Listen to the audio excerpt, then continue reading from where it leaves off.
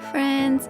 Welcome to Race to Rise podcast, a place where we discuss bite sized wisdom nuggets with easy to follow practices to live a better life. I am your host, Mital Patel, a parenting junkie, Ayurveda enthusiast, and an advocate of conscious living.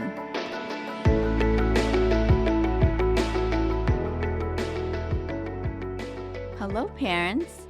Today, I have a very special episode for you guys because we're going to talk about dressing up our home for our kids' needs. Yes, you heard me. I said dressing up our home.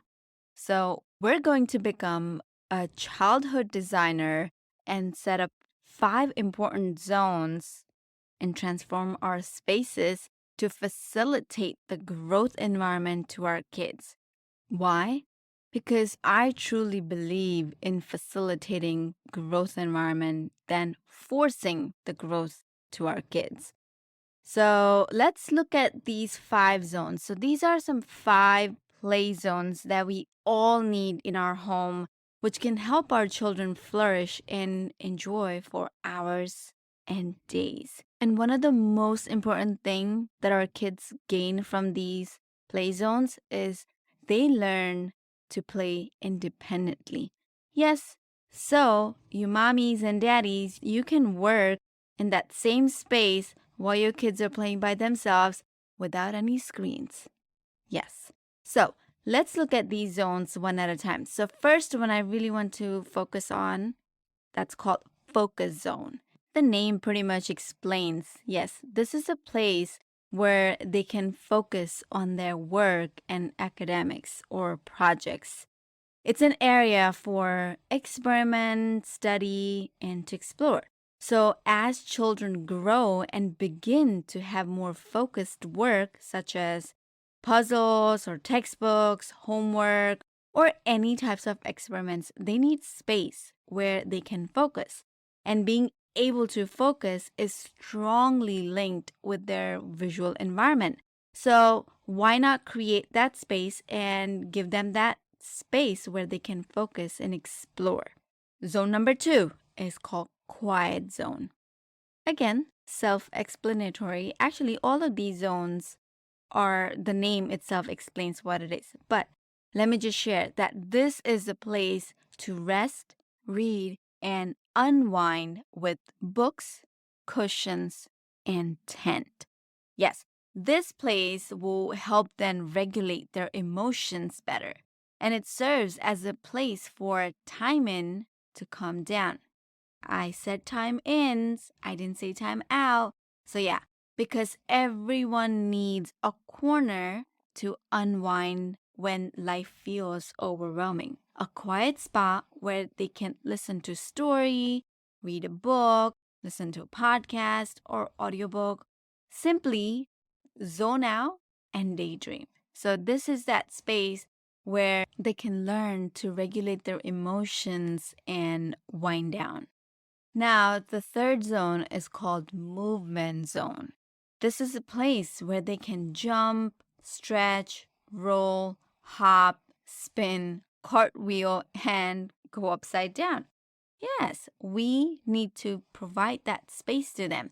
And this space is crucially important for our children to move that stagnant energy out of their way. And movement plays an important role in their growth and development. So it's so important for them to shake off their heavy energies, and this space is going to do that magic for them.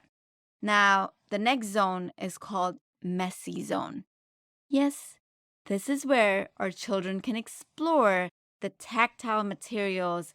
They can create things and get messy. It's a place to create, express, and explore the sensory materials. This is a place that can help them develop the fine motor skills and it soothes them down.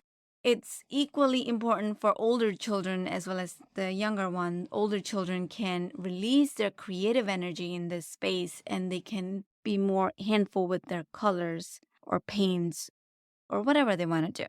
So this is that space to work with their motor skills. The next zone is called imagination zone. Very important. This is where children learn to play imaginary plays and pretend plays. This zone is actually very important again because this is where they learn the social and emotional skills. This is the area of build, construct, and pretend. They can play pretend mommy daddy plays. They can do the kitchen plays, things like that. Very important. So these are the 5 zones, and creating these zones actually, let me tell you, if you're listening to me and saying like, "Oh my gosh, I need 6 rooms for all these." No, you don't need 6 different rooms or 5 different rooms to create these zones. We just need the designated corners. They could be in living room, could be in kitchen, could be in the basement, anywhere. We just need to facilitate and name the corners and create that area, that little corner, the sanctuary, and that's it. That's enough. So instead of designing our living rooms and kitchen according to society, let's dress them up according to our kids' needs and their growth. Because now, just because I already mentioned this about designing the living rooms. You know how most of the time we have our living rooms and we're like, okay, this is where the TV goes, this is where the couches goes, this is where the table goes, or this is where the plant goes. Instead, why not we create the focus zone in the living room or the quiet zone in that one corner, or create that imagination zone where they can do the pretend play, right? We don't have to follow what society has told us to do or what society shows us to do. We can do whatever we want. It's our home, it's our kids' needs. Just do what's important. How can we facilitate the growth? And so do what's necessary. Again, kitchen. This is where the dining table goes. This is where the coffee table, I mean, I don't know what exactly. Or this is where the island goes. In the same space, we can have a messy zone where they can, have their paints, their colors, their water, and they can flourish and be more creative and develop their fine motor skills. So, yeah, I just wanted to throw that reminder that we don't need a luxurious house or, extra space or 5 extra rooms to create these zones. Just little corners are enough. And so I hope you all create these zones, these growth areas in your home with your kids. Involve them and they'll have fun. They'll have the nameplates. They'll know. It takes time for them to get used to, because if we've never given them those areas, then they might forget what area is what, but they'll get used to. And this will help them with their social skills, emotional skills, physical skills, creative skills. So let's focus on facilitating the growth environments to our kids than forcing the growth on them.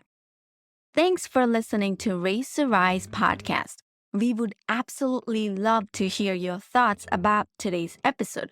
Please let me know you have listened to this episode and fill me with your aha moment. Share it on Instagram, tag me with hashtag Raise to Rise or at Raise to Rise, and I would love to share those to my stories and shout you out there. I would also love if you can subscribe, rate, and review the podcast. It's our brand new podcast launch, and we have some bonus giveaways going on for the top raters and reviewers. Also, I would love to send you my 7-day parenting journal absolutely for free. All you got to do is leave me a review in the iTunes store, take a screenshot, and email it over at raisetorisepodcast@gmail.com. Again, take a screenshot of the review and email me at raisetorisepodcast@gmail.com, and I will send you the 7-day parenting journal absolutely for free. Thank you so much for being the active listener of this podcast. I am so grateful for each and every one of you. Thank you for raising your consciousness and rising as joyful beings. That's it for this week's episode of Raise to Rise. Be sure to sign up to our email list at risewithmittal.com and join us again next time for more wisdom about life, kids, and everything in between. I am Mita Patel, wishing you happy raising and rising.